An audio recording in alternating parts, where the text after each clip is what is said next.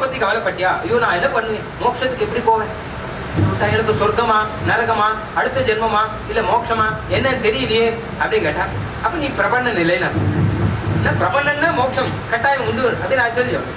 அப்ப நீ அதுக்கு கவலைப்பட்டியான்னா உனக்கு மகா விசுவாசம் இல்லைன்னு ஆச்சு. அப்ப நீ பிரபன்ன நிலைன்னு ஆச்சு. அப்ப ரெண்டும் கூடாதுன்ற. அப்போ இருந்த காலம் செய்ய அடுப்பது என் அடுத்து கேட்கறான். இங்க இருந்த காலம் நாங்க என்ன செய்யணும் அப்படின்னு கேட்டா, பிரபன்னனுக்கு இங்கே இருந்த காலம் செய்ய வேண்டிய கைங்கரியங்கள் 5 உண்டு. அப்போ 5 காரியம் நியமிச்சாராம் எம்பெருமானார். அதுதான் ராமானுஜாரி திவ்யாஜ்ஞா. இந்த 5 காரியத்தை பண்ணிட்டு இருக்கோன்னு. அது ஒண்ணு சீபாஷ்யத்தை வாசித்து பிரவர்த்திப்பித்தல். முதல்ல அதுதான் ஆச்சரியமான சீபாஷ்யம். நித்தியம் வாசிங்கோ, அதை பிரவச்சனம் பண்ணும். 4 பேருக்கு சொல்லிக் கொடுங்க, இன்னொருத்தருக்கு சொல்லுங்க, எல்லாரோடும் கூடி இருந்து சதஸ்ல அன்னிங்கோ. சதஸ்லாட்டா ஆத்திலேயே கூட்டி வச்சு இன்னைக்கு சீபாஷ்யம் நம்ம ஒருத்தர் பேசிட்டு இருக்கோம். சீபாஷ்யத்தை பத்தி தான் பேசிட்டு இருக்கோமே, எதுலையோ பேசிட்டு இருக்கிறோம். இதுதான் பிரதானமான கைங்கரியம், முதல் கைங்கரியம். சீபாஷ்யத்தை வாசித்து பிரவர்த்திப்பித்தல். அதுக்கு யோக்கியதை இல்லை ஆகில். இல்ல சுவாமி, சீபாஷ்யங்கிறது ரொம்ப கஷ்டமா இருக்கு, அதே எனக்கு முடியாது. திவ்ய பிரபந்தத்தை வாசித்து பிரவர்த்திப்பித்தல் 2வது வச்சிருக்கேன். ஏன்னா பரம கருணை ஆனபடினால எல்லாரும் சீபாஷ்யம் தான் படிச்சாகணும் ராமானுஜர் சொல்லிட்டு போயிட்டாருன்னு வச்சுக்கோங்க. அது அவர் ராமானுஜர் இல்லை, அவர் வேற யாரோ ஆச்சாரியர். ராமானுஜருடைய கிருபை என்ன கேட்டானா, அது பாதாளம் வரைக்கும் போகும். அது எப்படிப்பட்ட நீச்சனானவன், எவ்வளவு நீச்சனானாலும் அவன் வரைக்கும் போகும் ராமானுஜருடைய கிருபை. அவர் என்னன்னா, சீபாஷ்யம் முடிகிற சுவாமி அடியே இருக்கு, கவலைப்படாதவர். அதுக்காக உங்களை கை விட்டுடாரு. திவ்ய பிரபந்தங்களை ஸ்திரீகள்லாம் இருக்கா, திவ்ய பிரபந்தங்களை வாசித்து திவ்ய பிரபந்தங்கள் வாசிங்க, ஆனந்த அனுபவம் பண்ணுங்க. அதுக்கும் யோக்கியதை இல்லை ஆகில். அதுவும் தான் முடியல சுவாமி எங்களுக்கு. திவ்ய பிரபந்தம் வாசிக்கணும்னா நினைச்சிட்டு இருக்கேன். சஷ்டத்து புத்தியில வாசிக்கலான் இருக்கேன் அப்படி இல்லை. ஏன்னா அதுக்கும் சமயம் இல்லையே அப்படின்னா, அதுக்கும் யோக்கியதை இல்லை ஆகில்.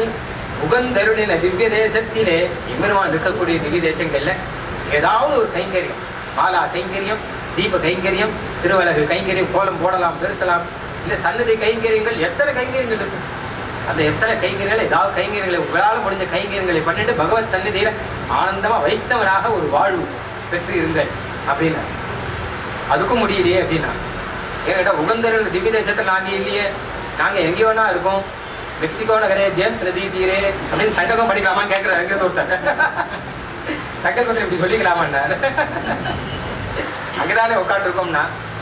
அதுக்கும் யோக்கியதை இல்லையா ஆகில் என்ன கேட்டால், துவய மந்திரத்தை அர்த்தானுசந்தானேன சக சதைவம் பக்தா அப்படிங்கிற மாதிரி துவய மந்திரத்தையும் அதனுடைய அர்த்தத்தையும் அனுசந்தானம் பண்ணிட்டு இங்கே இருக்கும். கட்டாயம் தெரிஞ்சுக்கணும். துவயம் அது அர்த்தம் தான் கத்தியத்தில் இருக்கு, நைசத்திரை சாத்திரம் சாய்ச்சிருக்க. அதை அனுசந்தானம் பண்ணி ஆனந்தமா இருங்கோ. அதுவும் முடியல எனக்குன்னு தான் விட்டேன். துவயங்கிறது ரொம்ப சின்னது. துவயம்னா வேற ஏதோ அர்த்தம் நினைச்சிட்டு இருக்காங்க. துவயமாச்சான்னு கேட்கலாம் வேற எல்லாரும். அந்த துவயம் இல்லப்பா, இது வேற துவயம். இல்லை அது எனக்கு புரியாதே அப்படின்னா கடைசியா ஒரு வழி சொல்லியிருக்காரு. ஒண்ணும் இல்லைன்னா என்ன பண்றதுன்னு கேட்டா, தன்னுடையவன் என்று அபிமானித்திருப்பான் ஒரு ஸ்ரீ வைஷ்ணவன் பக்கலிலே ஒதுங்கி வர்த்தித்தல். ஒரு ஸ்ரீ வைஷ்ணவனை பிடிச்சுன்னு, ஒரு ஆச்சாரியனை பிடிச்சுன்னு அவருடைய அபிமானத்தில் இருக்கணும். அவர் ஆஜ்ஞை பண்ணணும். போடா கடைக்கு போ, வாங்கிட்டு வா, துணி துவச்சு போடு, வேஷ்டியை வளர்த்து அப்படி அவர் சொல்றதுக்கெல்லாம் அடியேன் அடியேன் அடியேன் அடியேன் அப்படின்னு சொல்லிட்டு அவர் நிழல்லையே இருக்கணும். இதுவும் முடியலையே நான் விட்டேன். எல்லாத்துக்கும் இது கஷ்டமா இருக்கேன்னு நான் விட்டேன். இந்த காலத்துல இதுக்கு பதிலாக சீவாட்சியை படிச்சு போயிட்டான். நல்ல தன்னுடையவன் என்று அபிமானித்திருப்பான். ஏன்னு கேட்டா, அர்த்த காமங்கள், பைசால ஆசை காமம் எல்லாம் இருந்தா இது கஷ்டமா தான் இருக்கும். அர்த்தத்தையும் விட்டுட்டு காமத்தையும் விட்டுட்டு பகவத் பக்தியோடு கூட ஒரு ஞானத்தோடு கூட ஒரு சீவைஷ்ணவன் சந்நிதியில உகந்த அருளின அவனுடைய ஒரு வீட்டுல இருந்து கைங்கரியங்களை பண்ணிட்டு இருக்கணும் அப்படின்னு கடைசியா ஒரு வழி வச்சிருக்க. முதல்ல எதுன்னு கேட்டானா, சீபாஷ்யத்தை வாசித்தும் கேட்டும் பிரவர்த்திப்பித்தல். இது எம்பெருமானாவுடைய திவ்யாஜ்ஞா. இதுதான் வர்த்ததாம் அபிவர்த்ததாம் சொல்லிட்டு இருக்கோம். அப்போ நம்மளும் அது முடிஞ்ச வரைக்கும் செய்ய பார்க்கணும். ராமானுஜாரிய திவ்யாஜ்ஞா பிரதிவாசரமுஜ்வலா. தினம் அதிகமாயிட்டே இருக்கணுமா இந்த ஆஜ்ஞா. திகந்தவ்யாபினி பூயாத். இங்க மாத்திரம் இல்லை, அமெரிக்காலையும் முடங்குற ஆஜ்ஞா. திகந்தவ்யா ராமானுஜரே சொல்லிட்டு போய் ராமானுஜர் சிஷ்யர்கள் சொல்லியிருக்காங்க, திகந்த வியாபினி பூயாது. பாரத தேசம் இல்ல, அமெரிக்கால எங்க போனாலும் ராமானுஜருடைய திவ்யாஜ்ஞை தான் இருக்கணும். இது பண்ணுங்க. ஏன்னு கேட்டா, ஏன் அப்படின்னு உங்க மதம் அப்படி எங்க மதம் இருக்கக்கூடாதான் கேட்டா, சாகி லோக ஹிதைஷினி, இது லோகத்துக்கு ஹிதம். எங்க இருந்தாலும் சரி, தேசாந்தரகதோ வாப்பி தீபாந்தரகதோ, எங்க போனாலும் சரி, இதுதான் ஹிதம், நமக்கு ரொம்ப நல்லது. பாக்கி ஏதோ காரியமா போயிருக்கோம், அது நம்மளை இன்னைக்கும் காப்பாத்தாது. ஒரு நாளும் எதை நம்பி இங்கிருந்து அங்க போறோமோ, அங்கிருந்து இங்க போறோமோ, அது கடைசியில் எங்கேயோ கொண்டு போய் விட்டுடும் நம்மளை நரகத்துல. அதெல்லாம் வேண்டாம். இதுதான் லோக ஹிதைஷினி அப்படின்னு சீபாஷ்யத்தை சேவிக்கணும் அப்படின்னு கைங்கரியத்தை அப்படி செய்திருக்க. அப்படி ஒரு உத்தமமான கிரந்தம் சீபாஷ்யம். அதாதோ பிரம்ம ஜிக்யாசான், பிரம்மத்தை பத்தி சொல்றேன்னு வியாசர் ஆரம்பிக்கிறார்.